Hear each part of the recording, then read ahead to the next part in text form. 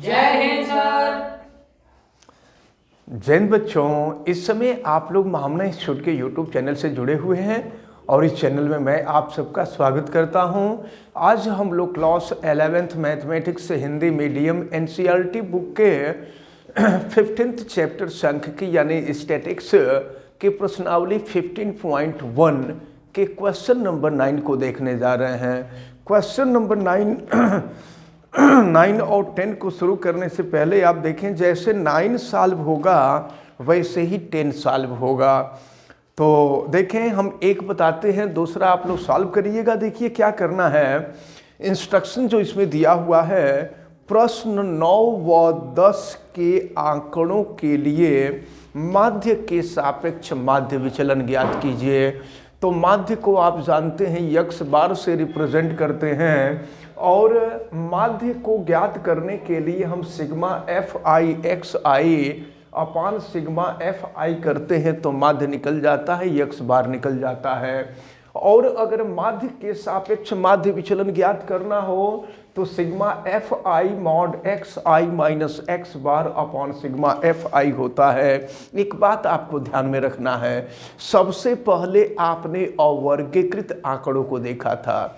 अवर्गीकृत आंकड़ों के बाद वर्गीकृत आंकड़े आते हैं और वर्गीकृत आंकड़ों में भी एक औसत आंकड़े होते हैं और दूसरा सतत आंकड़े होते हैं। तो असतत आंकड़ों को हम लोग कल वाले वीडियो में देखे थे और आज हम लोग सतत आंकड़े देख रहे हैं। जब आंकड़े सतत होते हैं तो उसमें वर्गांतराल होता है।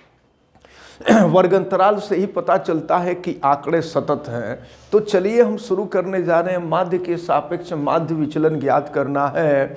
तो यहाँ पर आय प्रतिदिन दिया हुआ है, तो आय जो होता है ये जो यही वर्ग अंतराल होता है। यहाँ पर आय दिया हुआ है, प्रतिदिन रुपए में दिया है आय प्रतिदिन, और ये जो है आंकड़े रुपए में दिया गया है प्रतिदिन, आय प्रतिदिन और रुपए में है ये। तो अब जानते हैं क्या करते हैं, जब वर्ग अंतराल दिया होता है ना तो वर्ग अंतराल के बाद हम पद ज्ञात करते हैं और वो मध्य पद होता है। मध्य पद जो होता है वो यक्स आई होता है। मध्य पद कैसे ज्ञात करते हैं आप लोग क्लास 10th में भी पढ़े होंगे। मध्य पद ज्ञात करने का तरीका होता है कि ये लोअर लिमिट अपर लिमिट दोनों को जोड़कर 2 से भाग दे देते हैं तो मध्य पद निकल जाता है। वही यक्स आई होता है, तो 0 में 100 जोड़ेंगे 100 हो जाएगा, 100 को 2 से भाग दे देंगे तो यह 50 हो जाएगा। इसी तरह से 100 और 200 को जोड़े तो 300 हो जाएगा, 300 को 2 से भाग दे देंगे तो 150 हो जाएगा। इसी तरह से ये 500 होगा और फिर 2 से भाग दे देंगे तो ये हो जाएगा आपका 250। इसी तरह से आगे बढ़ेंगे 350, ये हो गया 450, ये हो गया 550, ये हो गया आपका 650, ये हो गया आपका 750। अब इसके बाद जो अगला स्टेप होता है वो होता है एफ आई। तो चलिए एफ आई की वैल्यू आपको दी गई है, ये दिया हुआ है 4 दिया हुआ है, 8 दिया हुआ है, 10 दिया हुआ है, 7 दिया हुआ है, 5 दिया हुआ है, 4 दिया 5 4 8 9, देखिए 9 छूट गया है। 4 8 के बाद 9 दिया हुआ है और 9 के बाद 10 है, 10 के बाद 7 है और 7 के बाद 5 है और फिर आपको दिया है 4 और 3। तो अगला स्टेप जो होता है इसमें हम एफ आई इंटू एक्स आई करते हैं, क्योंकि हमें माध्य के सापेक्ष माध्य विचलन ज्ञात करना होता है। तो इसके लिए देखिए, अब तो हम गुणा करेंगे एफ आई और एक्स आई का, तो गुणा करेंगे, देखिए क्या हो जाएगा, 5 चौका 20 यानी 200 हो जाएगा। और फिर इसका गुणा करेंगे तो 15 वाटे 120 होता है, 200 यहाँ हम रख रहे हैं। तो ये हो जाएगा आपका, देखिए 200 और फिर 15 आठे 120, तो 1 0 1200 हो जाएगा। और 25 नवा 225 होता है, तो फिर 1 0 आ जाएगा। यहाँ गुणा कर देंगे तो ये 3500 हो जाएगा। और गुणा करिए यहाँ पर, तो ये तो 0 होगा, फिर 5 7 35, 5 हो गया, हासिल 3, और 7 चौक 28, 28 3 31 हो जाएगा। अब इसके बाद यहाँ गुणा करें 550 का 5 में, ये मल्टीप्लिकेशन सही है ना, 7 5 35 होता है, हासिल 3, और 7 चौक 28 3 31 सही है।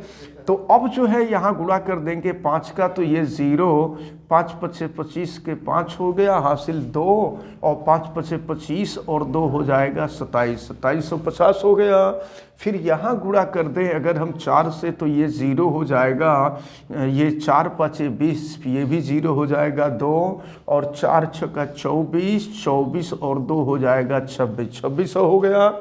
फिर आगे बढ़ते हैं, 3 से गुणा करते हैं तो ये 0, और ये होगा 3 5 15, 5 हो जाएगा, हासिल 1 हो गया, और 3 7 21 और 1 हो जाएगा 22। ये सही है मल्टीप्लिकेशन ना। चलिए अब जो है हमको यहाँ पर यक्स बार की वैल्यू निकालनी होगी, तो यक्स बार निकालने के लिए इनको जोड़ना पड़ेगा। तो चलिए सबसे पहले तो सिग्मा एफ आई की वैल्यू आप ज्ञात कीजिए। देखिए सिग्मा एफ आई की वैल्यू ज्ञात करते हैं, तो 4 8 12 हो जाएगा, और 12 9 21 हो जाएगा, 21 7 28 हो जाएगा, और 28 5 33 हो जाएगा, 33 और 4 37 हो जाएगा, 37 और 3 40 हो जाएगा, 0 4 हो गया, 4 और 1 जोड़ देंगे तो 5, ये 50 हो गया। ये निकल गया आपका सिग्मा एफ आई। सब लोग साथ में करते जाइए, पूछें तो बतावें आप।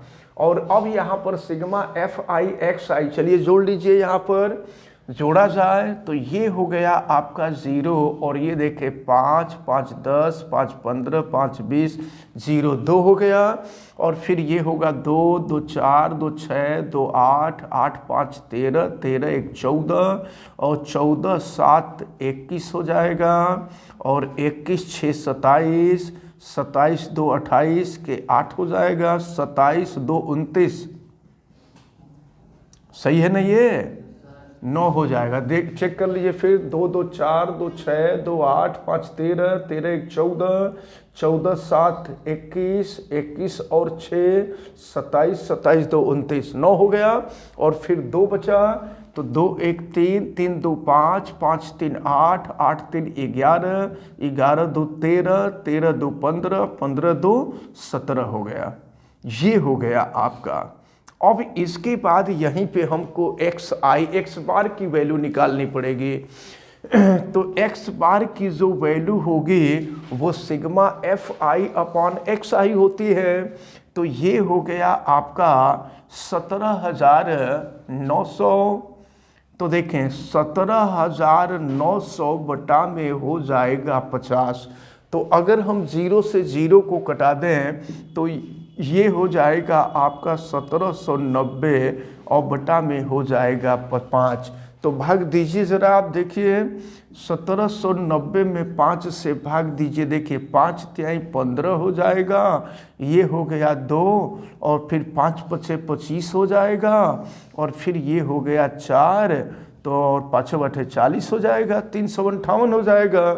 तो ये हो गया आपका 358। यहाँ से आपको यक्स बार की वैल्यू निकली है। अब इसके बाद हम आगे देखेंगे, और अगला स्टेप जो होगा वो हो जाएगा x I minus X bar. X आई आप देख रहे हैं, और यक्स आई में से यक्स बार को आपको माइनस करना है। तो अब देखिए क्या किया गया, यहाँ पर mod X I minus X बार निकालना है। तो मॉड का मतलब कि वैल्यू पॉजिटिव होगी तो भी पॉजिटिव रखना है, निगेटिव होगी तो भी पॉजिटिव रखना है।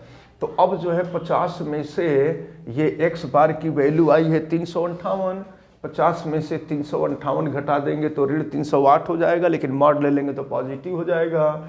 उसी तरह से 150 में से 358 घटाएंगे तो ये हो जाएगा आपका 208, फिर 250 में से घटाएंगे 108 और फिर 350 में से घटाएंगे तो 8 हो जाएगा।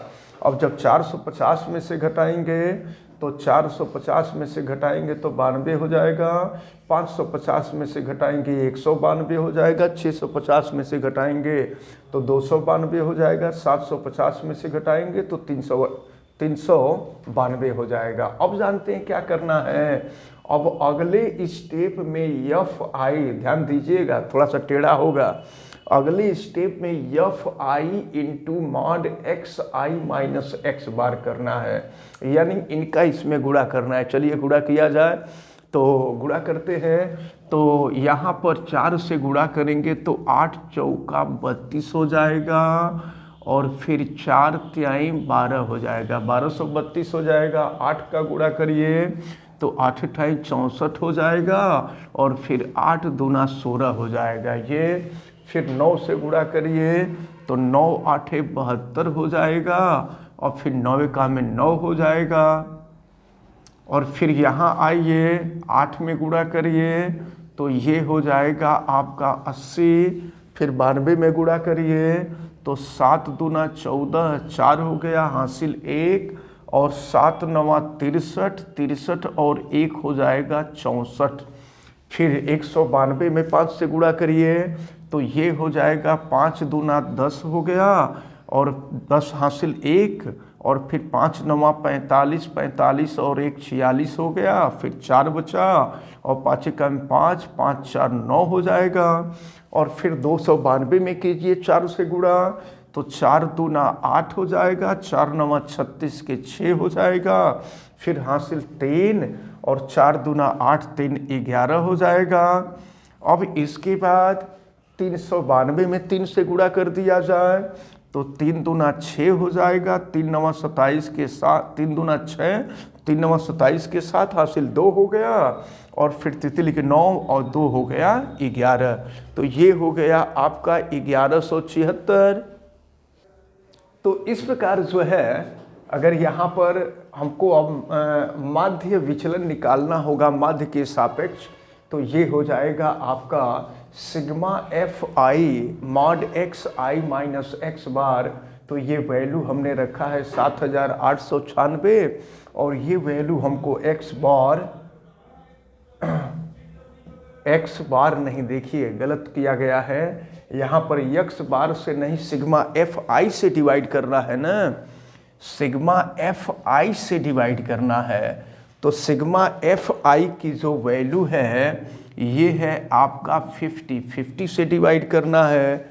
तो जब 50 से इसको डिवाइड करेंगे तो ये जो वैल्यू आपकी आएगी 157.92 आएगा। अगर हम भाग दे दे 50 से भाग दे दे तो यहाँ लिख दे रहे हैं ये वैल्यू जो आएगी 157.92 हो जाएगी। तो ये रहा mean deviation with respect to mean. तो इस प्रकार से ये क्वेश्चन नंबर 9 आपका सॉल्व होता है। और जैसे आपका क्वेश्चन नंबर 9 है वैसे ही आपको क्वेश्चन नंबर 10 भी सॉल्व करना है। तो 9, 10 आप सभी लोग सॉल्व कर डालिएगा। ये समझ में आ गया क्वेश्चन नंबर 9 आप सबको? Yes sir. हाँ ठीक है। ऐसे ही अब जो है क्वेश्चन नंबर 10 भी आप ऐसे ही सॉल्व कर डालिएगा। इसके बाद हम 11, 12 में से हम आपको 12 थोड़ा सा टेक्निकल है, 12 हम आपको बता देंगे नेक्स्ट डे। तो ये प्रश्नावली 15.1 जो है आपका कंप्लीट हो जाएगा। और वैसे जो लोग वीडियो देख रहे हैं हमें उम्मीद है कि आप सभी लोगों को ये क्वेश्चन अच्छी तरह से समझ में आया होगा। थोड़ा सा लॉन्ग इसमें मल्टीप्लिकेशन डिवीजन है, इसको आप अच्छी तरह से कीजिएगा और सही तरीके से कीजिएगा। देखिए जैसे यहाँ पर हम गलती से हम जो है एफ आई की वैल्यू न रख करके सीधे एक्स आई की वैल्यू रख दिए थे, तो ये नहीं रखना है। यहाँ पर सिग्मा एफ आई की की ही वैल्यू रखी जाती है। तो इस प्रकार ये क्वेश्चन सॉल्व हुआ और हमें उम्मीद है कि आप सबको अच्छी तरह से समझ में आया होगा।